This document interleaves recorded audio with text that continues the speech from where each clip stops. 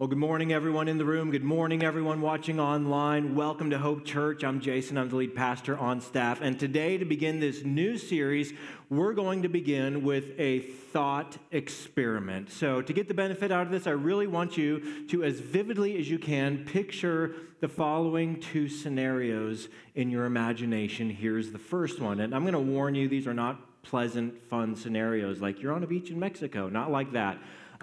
These won't be fun, but there's a purpose behind it. So trust me for a moment as we wade into this thought experiment. Imagine that this new year, a new and unprecedented virus again begins circulating our planet. Once again, China is the epicenter of this new virus, and it spreads from there, and you turn on the news, and you discover that once again, nations are beginning to block air traffic from other countries, borders are closing, and a new pandemic is upon us. Now, in this scenario, which concerns you more? The fact that there is a new and unknown virus circulating, or the way that people will react to a new and unknown virus circulating? Which is more concerning? Now, if you would, by show of hands, how many of you pick the former, say the new and unknown virus would be the more concerning thing to me in this scenario? Okay, and how many of you would say the way people would react to the new and unknown virus would be concerning? I think that was unanimous. Interesting. Second scenario. Again, imagine this in your mind, that 18 months from now, and this is not a show of hands, this is just for you. Imagine that 18 months from now, we discover that the 2024 presidential election will once again pit Donald Trump against Joe Biden. Which is more concerning to you? The man who will be in the Oval Office, possibly for the next 4 years, or the way that people will react to that election cycle and react to the man who may be in the Oval Office for the next 4 years? Which one is it for you? Now, the purpose of this experiment is not actually to focus on your answers, but to pay attention to what's beneath your answers, namely the emotions that are driving your answers. As I asked the questions, it probably stirred up some emotional sentiment inside. On the outside, no one could see it, but on the inside, some emotions were probably stirred up. Was that the case? Okay, for how many of you were these emotions positive, like you felt optimism surge inside of you? Yes, my fellow humans will rise to the occasion, and that's what you felt. Or you felt joy, or you felt confidence. But more likely, you felt what we might call negative emotions. For some of you, it was definitely worry. Maybe some of us would say, no, it was beyond worry, it was dread. That's what stirred up inside of me, it was dread. Or perhaps apprehension, or maybe even fear. The reason why I ask the question is because your emotional response to these scenarios and the power of those emotions that you felt is an indicator. It's an indicator of how much reserves you have left in your inner life. It was a fuel gauge on the tank of your emotional, spiritual, and mental reserves. And how much do you have left to keep going forward in a healthy, sustained manner? You see, everything about the last 3 years we've lived through has caused us to lean into our reserves over and over and over again. Think of all the times we've had to rally because something is going on in our world or in our lives. We had COVID-19, George Floyd, racism, political turmoil. We had conflict over masks and quarantines and school closings and everything going on in our world. And then in all of that, the largest war in Europe since World War II breaks out. Now COVID cases are exploding in China again, once again, threatening the global supply chain. The global economy is teetering on the brink of recession. Everything about the last few years, every time there's another protest or riot on the news, it drains our reserves. And we've had to rally over and over and over again. Now, as human beings, we can do that. We have an astonishing level of reserves as human beings. And in that sense, we're a little bit like camels. Camels have an astonishing level of reserves. That's why camels have been the ships of the desert for thousands of years, because they can keep walking mile after mile after mile in the harshest desert conditions. But if a camel's reserves are depleted, without any warning, they can quickly give out and die. And that's true of us as well. You can bounce back from adversity. You can recoup from a setback. You can rally after a tough situation. And you have the ability to go mile after mile after mile until you can't, because you've depleted your reserves. And that's when things break inside of us. And you do not want to push your soul to that level of having the reserves of your inner life depleted, but everything has been consuming our reserves over the last few years. So our purpose in this 4-week series is simple. We want to learn how to replenish our reserves, because this reality isn't going to change. This is part of living life. We are going to have to dip into our reserves to rally and come back and bounce back in life. But we want to learn how to replenish those reserves, the tanks of our emotional and spiritual and mental lives, so that we can keep moving forward with joy and optimism and confidence in our world. Now, the idea for this series was born out of personal experience. Here's the backstory. 15 months ago, I was at a conference for lead pastors, and as part of the conference experience, when you registered, there were some professional counselors every day of the conference, 3 days, and they said, hey, if you want, this is just part of the conference, schedule an hour with a counselor. It's part of your registration fee. Now, I'm in favor of seeing a counselor. They often give me perspective that I'm missing. And I said, yeah, sure, why not? I didn't have anything to talk about. Nothing was on my mind. But I've just learned that when I get away for a few days out of the daily grind, something often surfaces. So I just scheduled an hour on the last day of the conference, thinking to myself, I'm sure something will surface. If not, I don't know. We'll just talk about my hobbies. So I did. I signed up for a spot. I went to the conference, and this is the kind of conference that brings me to life. It's a small conference of lead pastors, just about 90 of us there. I know many of them. Some of them are good friends of mine, and the content was dynamite. It was outstanding. It was just amazing stuff, learning about leadership, about church life, about how to get to the next level. So it was people I enjoy. It was content I love as a lead pastor. And I noticed something in my conference experience. I wasn't enjoying it at all. I was just flat. And I thought to myself, well, that's something to explore. So I decided I'm going to talk about that to the counselor on the last day. But of course, when the worst part about seeing a counselor is you have to talk about stuff, so your brain just starts thinking about stuff, and it goes looking for all your issues, and you're like, quiet, I'm fine, but then it keeps telling you anyway. So I realized, you know what? It's not just this conference. I've been flat for a while. I haven't had a lot of excitement or joy lately. So I sit down with the counselor, and he says, what do you want to talk about? I said, you know what? Life's been pretty flat. And don't get me wrong, my life's really good. God's really blessed me. I mean, my family's good, my marriage is good, my church is good, my health is good. Everything in my life, honestly, it's good. But I don't have a lot of joy. I don't have a lot of energy. I'm just flat all the time. And he said, Jason, when's the last time you were living in a place of joy and optimism and excitement and passion? And my answer surprised me when I heard myself say it out loud. I said, 5 years ago. He said, what happened 5 years ago? I said, well, I went through an unplanned departure from my church denomination.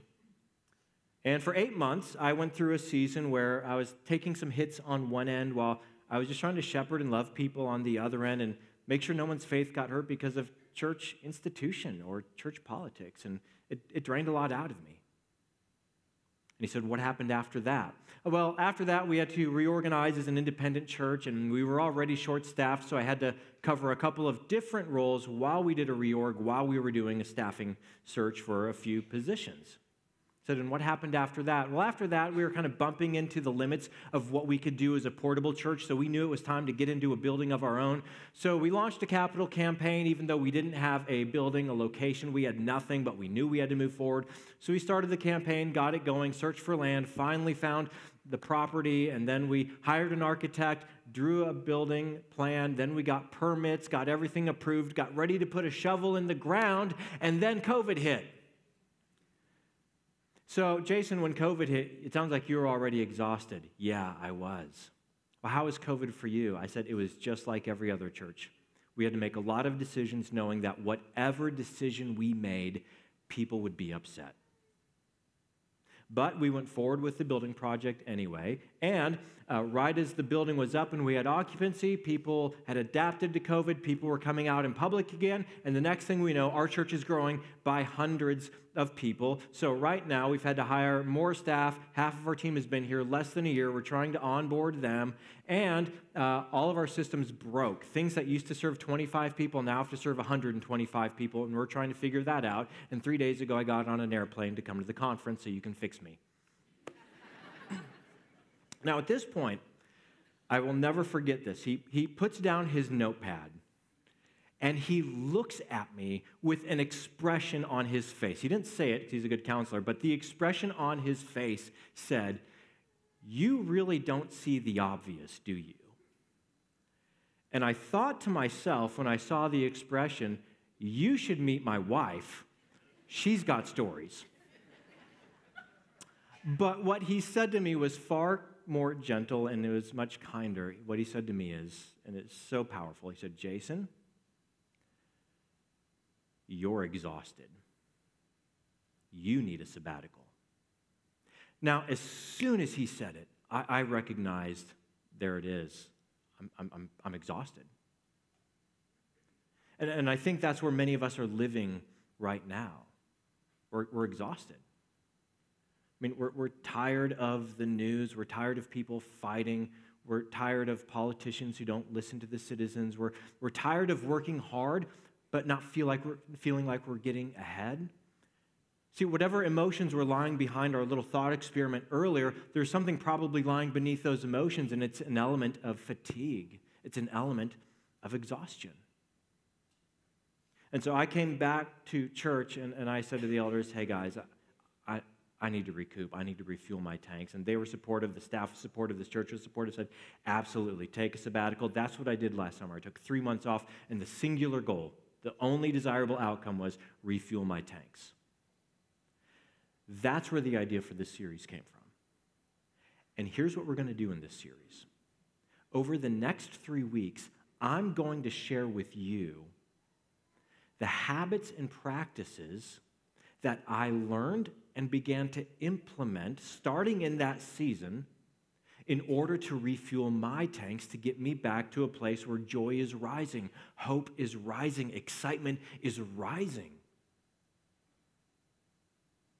And I want to share those with you. And the cool thing about these practices, the thing that I just geek out about, is that these practices, they lie at the intersection of biblical wisdom and the latest scientific research on our emotional and mental health. But they've been in the scriptures for hundreds and thousands of years. That's what just blows my mind about them. And I'm going to show you them over the next 3 weeks. Honestly, I just want to kind of spill the beans right now and says, here's what it is, everyone. Just start doing this. But these are sequential practices. So each week, we're going to learn one of these sequential practices, and we're going to let them build on one another because they all link together in the end. So next week, we're going to start with that. Today, here's what we're going to do. I want to show you the on-ramp to Recovery Road. I want to show you the place where recovery begins, where rest begins, where refueling our tanks begins. And this is going to serve as the foundation for everything we build in this series. Now, To show you how that begins, we're going to go to a place from the life of Jesus where his disciples had an experience of trauma and they needed to recover. Now, it wasn't an experience of generalized trauma. That's what I would say we've had as a society over the last 3 years, is generalized trauma. They had an experience of acute trauma, and how Jesus leads them through that informs us of how we begin to refuel our own tanks. Here's the context for the story in Mark chapter 4. Jesus spent an entire day on the shore of the Sea of Galilee. He was teaching people, he was helping people, he was healing people. In fact, he preached 4 sermons that day to the crowds. Doesn't that sound fun? Anyway, at the end of the day, the sun's going down, so it's time to load up the tour buses and go to the next stop. That's where we pick up the story in Mark chapter 4. That day when evening came, he said to his disciples, "Let us go over to the other side." Leaving the crowd behind, they took him along just as he was in the boat. There were also other boats with him. Now, the first thing I want to draw your attention to is that Mark, the author, is loading this story with completely irrelevant details that don't advance the story and are not part of the plot, and he's never going to circle back to them again. For example, we're told that it's evening. Has no bearing on the story, doesn't matter at all. We're told that they took Jesus just as he was. I mean, does that mean he didn't change his clothes or use the bathroom first? Doesn't matter. It's not part of the story. It doesn't advance the plot, doesn't come back to it later. It's irrelevant. There were other boats with him. You're not going to hear a word about the other boats again. Okay, they're going to vanish into the background of the story. Why does Mark waste words with details that don't matter? Now, this is important. These inconsequential details are very consequential. The reason why these details are here is because someone remembers what happened that day. This is someone remembering and documenting what they experienced on that day. Now, ancient historians will tell you that when people wrote fiction in ancient times, they didn't write fiction like we do today. If there's a fiction book today, there's all kinds of details to make the story come to life. They didn't do that in ancient literature. In fact, ancient fiction, the details are all carefully chosen and even blown up to be bigger and larger than life because they're all leading to this big point or to this moral of the story. Now, the reason why I say that is because for modern people, we say, okay, we believe there was a Jesus of Nazareth, but I don't believe he did all those things that the 4 biographies we have in the Bible say he did. I think those were legends invented by the church and later written down in the Bible to make Jesus this larger-than-life figure. The problem with that is the historical facts don't support that conclusion. Because Matthew, if he were writing fiction, what that means is he began his own literary genre that no one on planet Earth had ever written in before and wrote fiction like a modern Western mind would, and then nobody copied him for over 1,000 years, or he's writing down someone's memory of a day of what happened on that day. Also, when we see these details that don't advance the story, Mark wrote this 25 years after the life of Jesus. The people who were there, most of them were still alive. And the more details you include, the more opportunities they are to poke holes in the story. This wasn't written hundreds of years later. It was written 25 years later. And every single detail is an opportunity for someone to come along and say, in his own generation, that didn't happen. That's not true. You're making that up. Or it's something that substantiates the story as the people who were there say, oh yeah, I remember that. Oh, I remember that detail. That's exactly how it happened. See, ancient historians will tell you, even if they're not Christians, it's written like this because this is how someone remembers it happening. And Mark was accepted widespread as an accurate portrayal of the life of Jesus in his generation. Now, the reason why I bring this up is simple. I'm going to make the argument, not just today, but throughout this series, that the way we refuel our tanks is to go to the proper power source to refuel our tanks. If you have a diesel engine, when your tank's empty, you better pull up to the diesel pump. If you have a gas engine, when your tank's empty, you need to pull up to the gas pump. If you have an electric vehicle, don't pull up to the pump. You need to go to the charging station. You need to plug that in. It needs the right source of power to refuel the tank. Humans were made in the image of God, and if your tank is going to refuel, you need to go to the right power source. You need to go to God himself, in whose image you were made to refuel. And I'm going to make the argument that Jesus is that one. But if he's just a legend, then he's nothing but inspiration, and inspiration will not fill your tanks for more than a day. We need real power. We need real fuel to recover our reserves. And Jesus, we're going to see, has all the power you need to refuel. We continue with the story. A furious squall came up, and the waves broke over the boat so that it was nearly swamped. Now, interesting detail, the Sea of Galilee sits below sea level, 700 feet below sea level. 30 miles to the north is Mount Hermon, which sits 9,200 feet above sea level. So this region is known for some impressive storms because the warm air rises and the cold air comes down, and there can be some big storms in that area. But this one must have been exceptional because several of the disciples grew up fishing this sea. So to be in a place where it was nearly swamped tells us this was a particularly violent storm.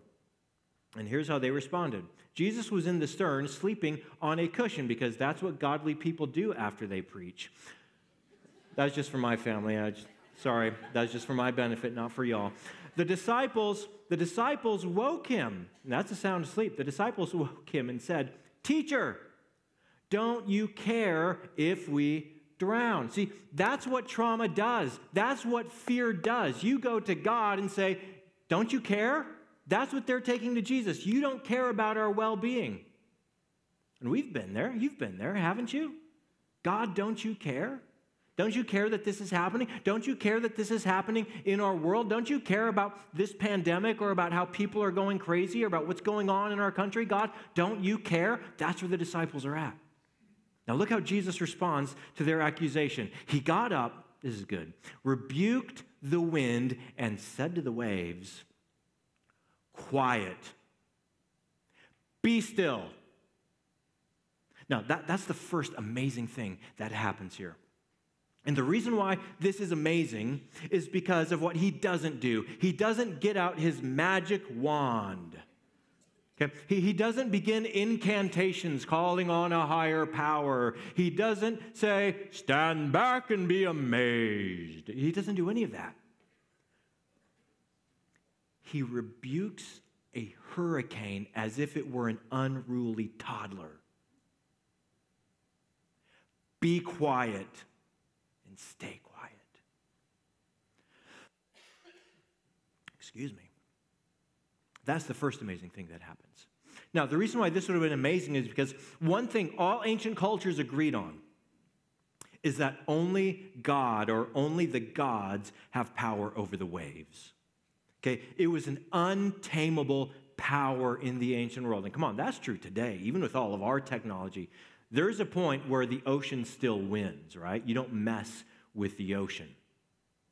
Well, in their world, everyone knew that only the gods had power over the seas, over the waves. In fact, 200 years earlier, before Jesus lived, a Syrian dictator, he was actually Greek, but he ruled over Syria, named Antiochus Epiphanes, was delusional in his self-aggrandizement, and he claimed he had power over the seas. And of course, everyone knew he's gone crazy. Everyone knew that was blasphemy because everyone knew only God or only the gods have power over the seas. But Jesus, without calling on any higher power, just rebukes the storm and says to it, "Sit down and shut up." He rebukes it like it were a naughty child. That's the first amazing thing. The second thing is more amazing. Then the wind died down, and it was completely calm. Two things happened. First, the wind died down. Now, that could have been coincidence, right? Okay, maybe he got lucky. Maybe he said it at just the right moment, and all of a sudden, the wind quiets down. But if that happens, those waves, they're going to be churning for a few hours as the sea slowly calms down. But that's not what happened. He said it was completely calm. The Greek word is mega calm. The waves, the seas, the water quieted down and became calm. You know how like when you're in the North Woods at a cabin and you wake up in the morning sipping your coffee and there it is just dead calm, and you look out at the lake and it's like glass? That's what this word means. He rebuked the storm and it became like glass on the Sea of Galilee. Now, he was sleeping. His disciples have been all upset, so he calmed the storm. So now he's going to calm them down. Here's what happened next. He said to his disciples, I'm so sorry I let you get into a situation where you were worried. Let's go to shore and I'll make you some hot cocoa. Okay, that's not actually how the story goes. I made that part up. But come on, don't you want Jesus to say that? I'm so sorry you've lived through a pandemic. I'm so sorry inflation has been so high. I'm so sorry I let you get into a situation where everything in your world is so uncertain. Here, let me make it up to you somehow. But that's not what he says. That's not how he responds. Here's what actually happened. He said to his disciples, why are you so afraid? I mean, they've just been through this traumatic event. Clearly, Jesus has never taken an online counseling course because he's supposed to empathize with them and help them feel better, but that's not what he does. He says, why are you so afraid? Now, that question is loaded with implication. Number one, you can influence your fear. Now, fear is an important emotion. Fear serves a very important purpose in your life. Fear is the emotion that your brain triggers when there's a threat that requires action. Okay, that's what fear does. It's your brain saying, you need to take action. Okay, whether the source of fear is a spider or the IRS or Wisconsin in the winter, you need to take action. That's what fear is telling you to do. They were in the storm. Why are they afraid? We're going to drown. So fear is saying you need to take action. Jesus says, no. That's not a good reason to be afraid. Why are you so afraid? And then he redirects them. Do you still have no faith? So when we feel fear, the amygdala, that part of your brain is firing, and that's not where you do rational thought. So he's trying to re-engage their thinking. Hey guys, think. Do you have no faith? Now, to Jesus, faith is trust. It's trust in someone. It's trust in something. It's confidence in something. It's putting your confidence somewhere. And he, of course, means in me. Do you have no trust in me? Do you have no confidence in me? And the answer, of course, was no. Their confidence was in their own ability to navigate a storm because this was in their area of expertise. This was in their wheelhouse. This is what they did. They were fishermen, so their confidence was in themselves, but they did not have the ability to cope with such power on the seas. So, of course, they were afraid that they were going to die, but Jesus said, hey, as long as your faith is in you, you're going to keep being afraid because you don't have what it takes to meet the dangers and the power of the world that we live in. You don't have the power to overcome nature. You don't have the power to overcome all the chaos in our world. You need to shift your faith to me. Now, their response is fascinating. Look at what they did after they're afraid, they're going to die. Jesus calms the storm. It's all good now. The threat is eliminated. Jesus says, come on, guys, aren't you trusting me? Here's how they responded. They were terrified. Before, they were merely afraid. Now, they're terrified and asked each other, who is this? Even the wind and the waves obey him.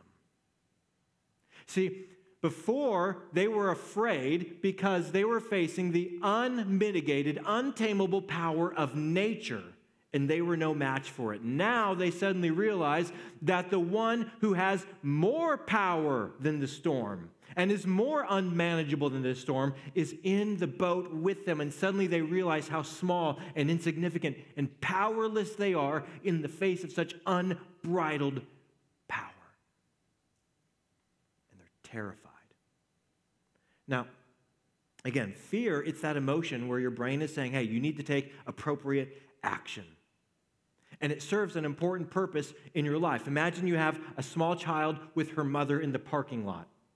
Now, the child wants to run off ahead, but fear keeps her at her mother's side.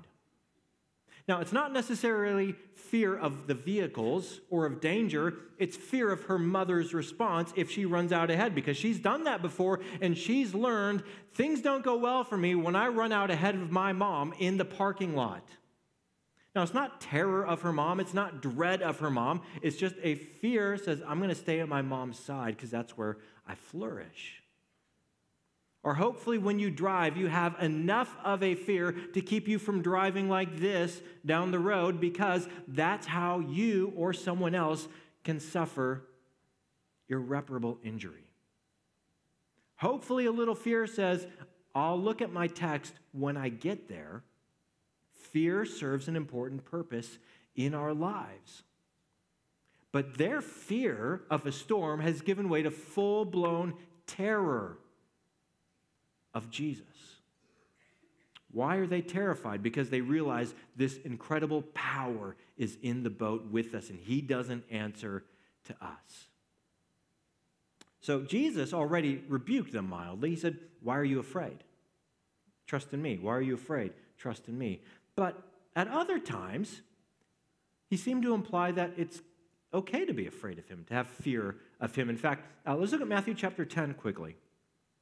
One time, teaching on fear, Jesus said, do not be afraid of those who kill the body, but cannot kill the soul.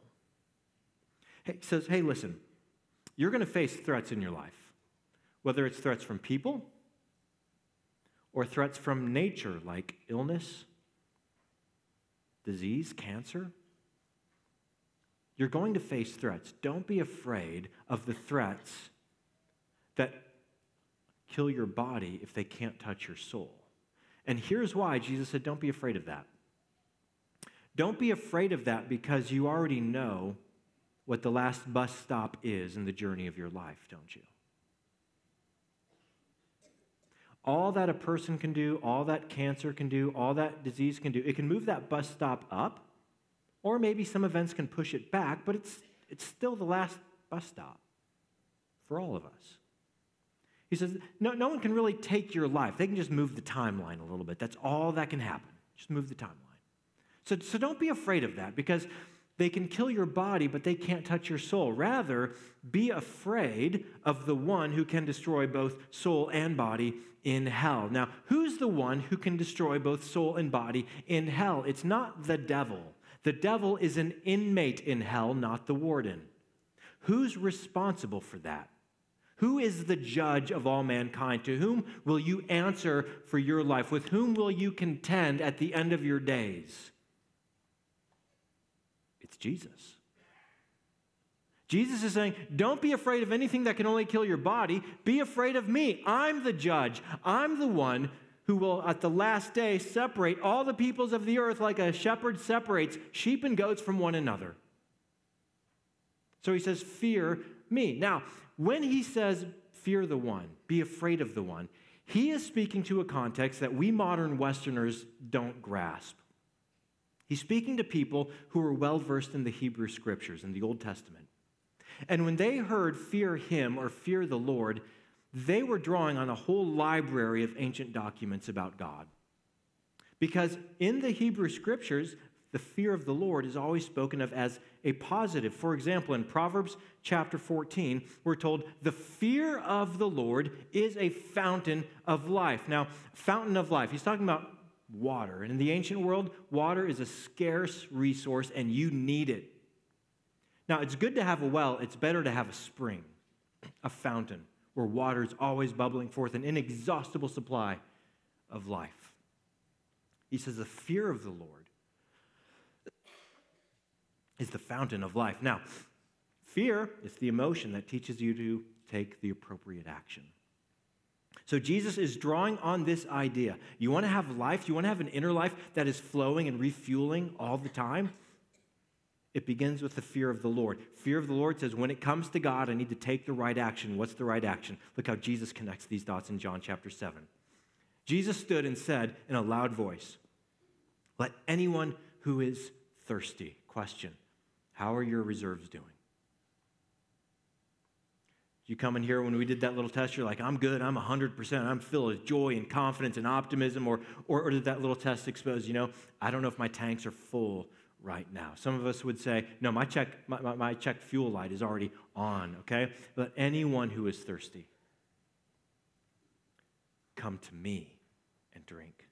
He said, come to me and drink. Whoever believes in me, whoever trusts in me, as Scripture has said, listen, rivers of living water will flow from within them. You see, we see something about Jesus the disciples had yet to grasp. The disciples rightly saw the power of Jesus, the power of the one who had the voice that called the wind and the waves into existence at the beginning. And when they heard his voice speak, they recognized the author of life. That's the one who made us. That's the one we submit to. And they recognized that power. What they didn't see yet is the invitation of love of Jesus, who, after this event, would go to Jerusalem. And at the cross, he would take his unmitigated power and he would combine it with his unfailing love. And he would leverage all of his power to calm the storm of God's wrath and judgment and take our place as a sinner on the cross to make atonement for our sins. See, he has unbridled power, and he paired it with his unbridled love. And the judge of all humanity said, I will be judged as you. I will be judged for you. The judge we answer to is also the one who said, and I have already paid your penalty. Fear of the Lord, knowing that God is not our buddy. He is the holy, sovereign God who created us, and we will answer to, teaches us to seek the right action, and the right action is to come to Jesus, to believe in Jesus, to trust in Jesus, and let his living water rise in us and refuel us and flow out of us in hope and joy and in peace, because the Creator loves you. And if we want to recover our reserves, it begins by going to him for living water. And next week, we're going to find the first step of doing that. Let's pray.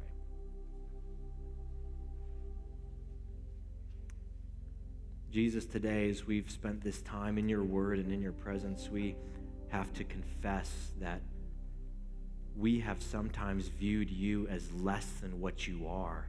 You are power. You are strength. You are the author and the creator. And we don't see you as big as you are always. Yet we are eternally grateful that you used your power and your love to redeem us, to forgive us, and to save us, so that our last stop isn't death. It's resurrected life with you. Let that view of the future refuel our hope. We ask that as we move forward in this series, that your living water would flow inside of us, so that we can be people who can handle any adversity in this life as we look forward to the next. Jesus, we pray this blessing in your name. Amen. Hey everyone, my name is James and I'm on staff here at Hope Church, and I just want to say thank you for checking out that last video. If you found that content helpful, please let us know by hitting that like button, and be sure to subscribe to the channel. That way you get notified every time we go live or post new content.